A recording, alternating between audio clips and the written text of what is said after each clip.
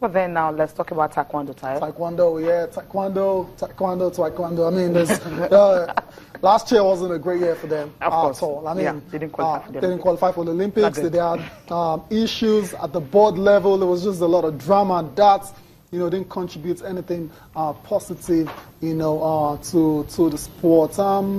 Hopefully this year we're hoping for something a lot positive, a lot better. More competitions. Talking about competitions, Chika Chukwumerije won bronze in 2008. I thought at the time that would spur, that would actually help develop the sport, take the sport to the next level. Yeah. But it hasn't been the case. No one has been able to leverage on his remarkable achievements in Beijing then.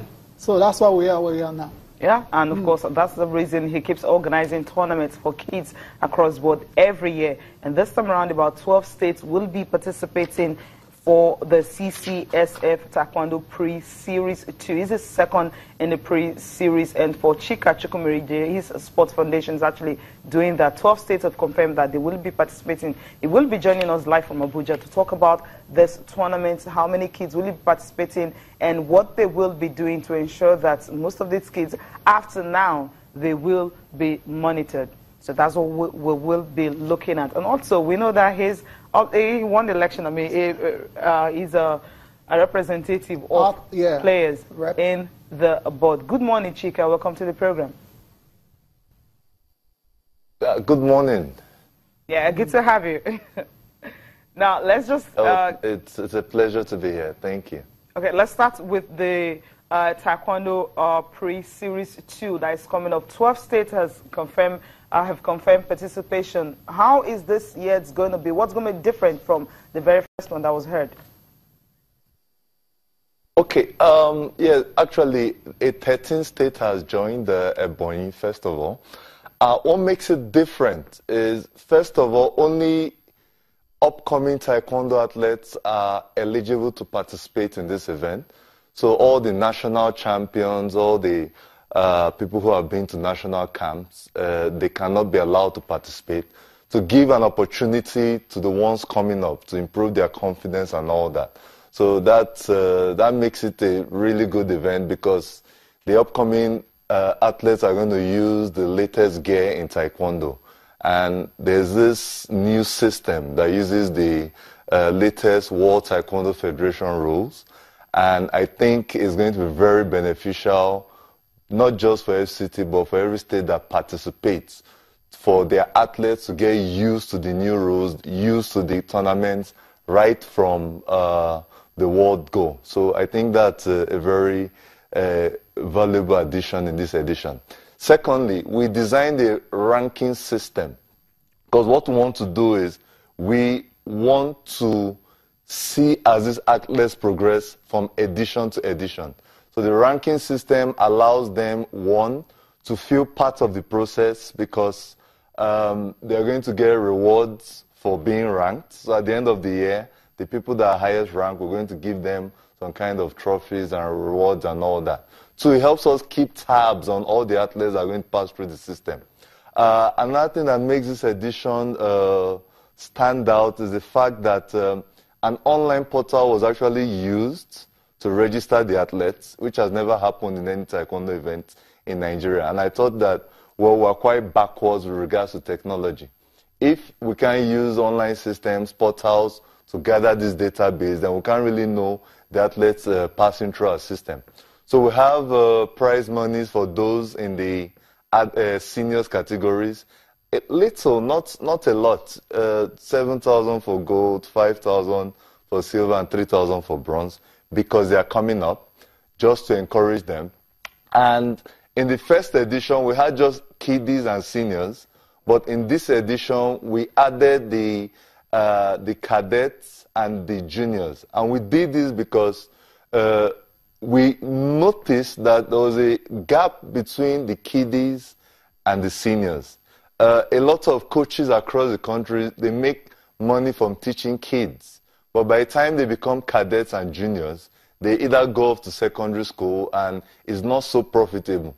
So there's a huge gap in that area. And when you look at the registration numbers, you find out that we have over 60 kids registered. We have over 55 adults registered. But for the cadets and juniors, the numbers were very low. And it gives us an indication of what the coaches, the mentors across the country, where they need to work on. Because it's in this category that you're going to find the people going to go for like the Youth Olympics, and that will now translate into like the Senior Olympics, the World Championships, and all that. So that was the purpose of this event. It's being hosted in partnership with the FCT Taekwondo Association. But it was made open to other states for two reasons. One, it was going to be very unfair for just FCT athletes to benefit from the latest gear. Two, we thought that this will inspire a lot of the other states to replicate in their states.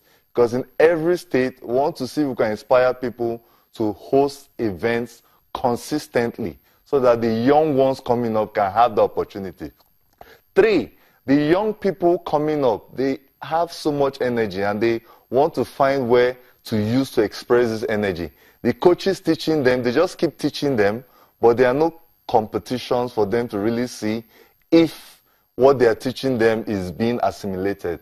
And that's what events like this does. It gives them the opportunity to see how far they've come. Lastly, the most important thing is sports entertainment. I remember in the last edition, we had over 150 spectators. People are actually looking for other events to come to.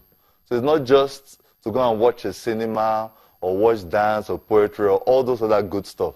But in sports, we've not really tapped into the entertainment value of sports. If you look at the Go TV boxing or I think the Lagos Opens that table tennis does, you find out that when they started, you didn't have a lot of spectators, but because of the consistency, the quality of organization, the vision, you now find out that people look forward to take their families and go to these events.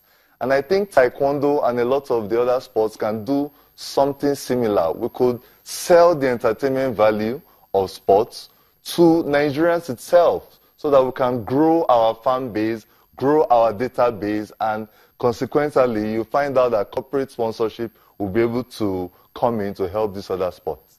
Okay, I think that's exhaustive there. Now, let's talk about elections now coming up. You know, we've had so many issues with House of Rep, but then that will not be the focus right now. The focus is going to be, you've been elected as a players rep, you know, in a Taekwondo Federation. What are you going to bring in? We understand you're already doing a whole lot of grassroots developments. First of all, for me, I think the Federation needs to have a constitution. I don't know how we went for so many decades without one, because it's going to put things in proper perspective. We need to spell out how things are going to work. I've told the athletes that want their welfare, I'm going to make sure I stand in a place where their welfare is a priority, because you don't want the athletes to be competing for their country or have issues and they're thinking about their welfare. I also promise that towards the next Olympics, we actually need to build a national team from scratch. And to do this will require a lot of hard work. If you look at Côte d'Ivoire, they won a gold and a bronze at the last Olympics. You look at Niger, they also won a medal. Ghana, next to us, they are hosting a tournament that is sanctioned by the WTF. So internationally, we're being left behind. We don't have a stake in AFTU, that's the African Taekwondo Union. We don't have a stake in the World Taekwondo Federation. And a lot of this is tied to performance. We have to perform in the ring, and we also have to build relationships with the global community. So it's not just about programs. I'm confident that the board, as a team, we can float a lot of programs, but also a lot of support structures that we need to do. For example, we don't have a database. We don't know exactly how many Taekwondo practitioners are in Nigeria. We don't have an effective feedback system to listen to the yearnings of the people we serve and all that.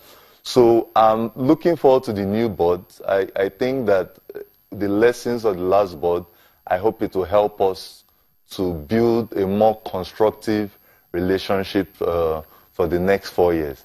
And in the end, what you'll be judged by is, I mean, the metrics. Did you qualify for the Olympics? Did you do well at the World Championships? Did you do well at the All-African Games? But it should go so much more. I want to look at it from the aspect of how many jobs did we create for Taekwondo coaches? How many more coaches, how many referees did we train? How many athletes came in through the system, new faces, not the same ones we've known, and things like that. So those are other performance measures that when the entire board is complete, we'll need to sit down and discuss. And let us judge ourselves fairly. Let's present a very candid view of where we are and where we want to be in 4 years, and work slowly towards it.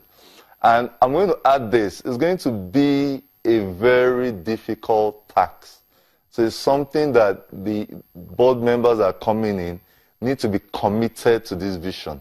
That how do we place Taekwondo once again on the pedestal it was? And hopefully we're going to achieve that in the next 4 years.